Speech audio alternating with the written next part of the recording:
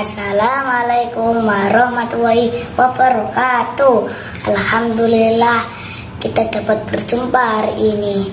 Perkenalkan, nama saya Ustaz. Saya siap untuk menyampaikan. Saya siap Ustaz yang ganteng ini untuk menyampaikan urban dan sunahnya. Saya akan menyampaikan sedikit tentang kisah Nabi Ibrahim alaihissalam. Dulu Nabi Ibrahim menikah dengan Siti Hajar. 10 setahun dia tidak dikaruniai anak.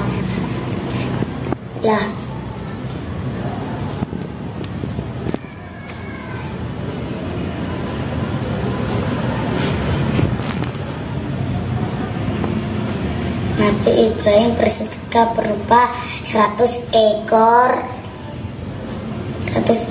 onta, 300 ekor sapi, 1000 ekor domba untuk disembelih. Semua orang memujinya.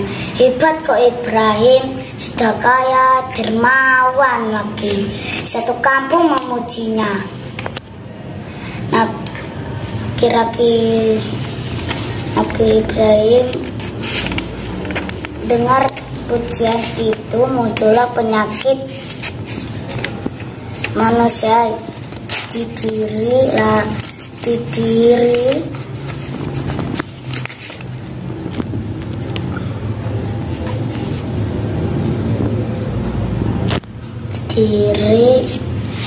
Nabi Ibrahim. Apa penyakit manusianya?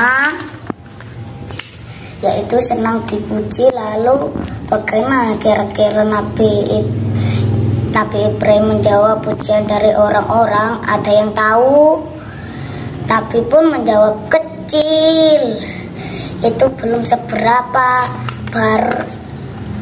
baru binatang. Andai saja aku punya anakku pun ku sembelih. Begitu jawabnya, karena beliau belum punya anak. Setelah semua ini berlalu, ketika Nabi Ibrahim sudah dikaruniai anak bernama Ismail, dan ketika Ismail sudah berusia 14 tahun pada tanggal 8 Zulhijjah, Ibrahim alaihissalam bermimpi. Apa mimpinya? Hai Ibrahim, dulu kau pernah berjanji kalau ada anakmu pun kau potong. Sekarang potonglah Ismail, korbankan dia. Nabi Ibrahim kebingungan, apakah ini mimpi ataukah wahyu? Kalau mimpi kenapa berat sekali? Dan kalau wahyu kenapa harus memotong anakku? Bingunglah Nabi Ibrahim tersebut. Dan akhir tanggal 8 Zulhijjah kita kenal dengan hari Tarwiyah atau hari berpikir. Besok malamnya Nabi Ibrahim tidur lagi dan mimpi lagi. Hai Ibrahim, tunaikanlah janjimu.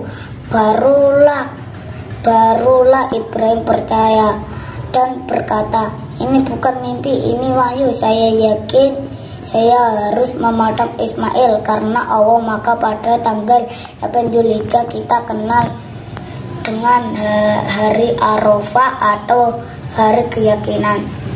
Keesokan harinya tanggal 10 Zulhijjah dipanggillah Ismail. Nang, sini nang, cak ganteng. Ismail, anakku, bapak diperintah Allah untuk memotongmu. Nah, bagaimana menurutmu? Ismail pun menjawab, silakan Pak, jangan ragu-ragu. Insya Allah bapak akan mendapati saya sebagai anak yang soleh dan bertakwa.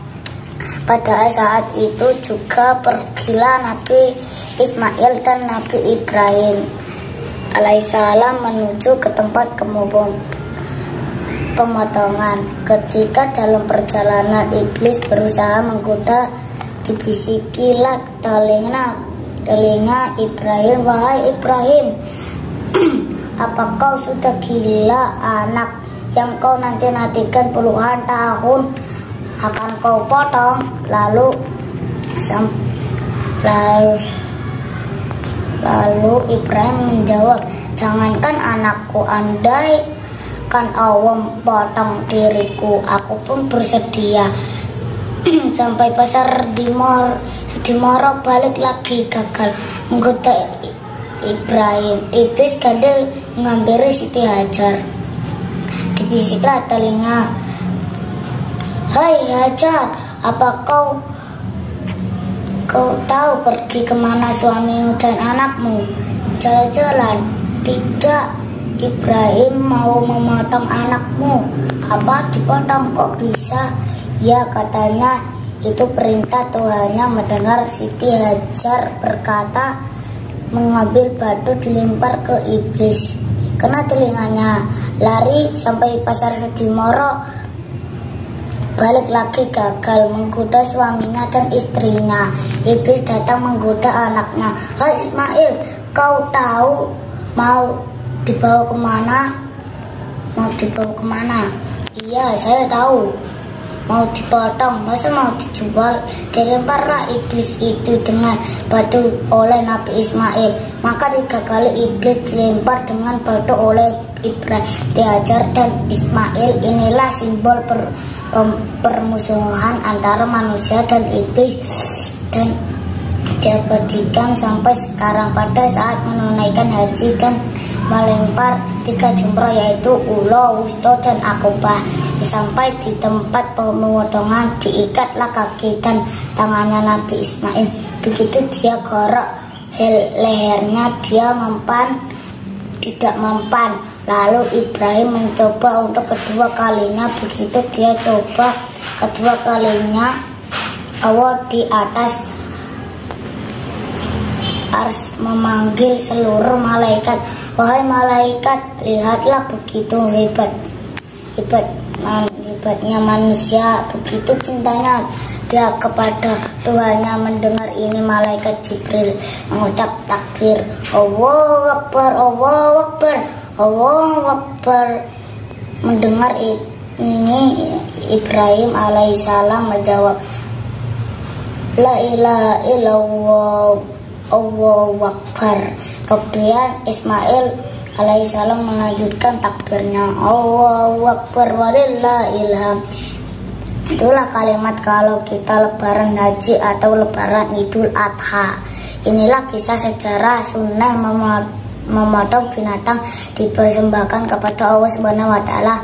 Hikmah dari kisah ini adalah setiap kita akan melakukan kebaikan, setan pasti akan datang untuk menggagalkan godaan. Itu bisa datang dari diri sendiri, istri, atau anak. Maka kuatkanlah iman untuk melawan godaan setan. Lalu harta yang paling berharga sebenarnya bukanlah uang, rumah, dan melainkan anak yang taat dan beriman.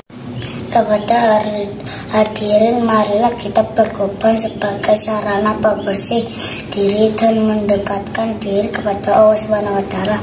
Nah, demikian tausiah dari Ustadz Ganteng. Apabila ada kekhilafan, saya mohon maaf. Waalaikumsalam.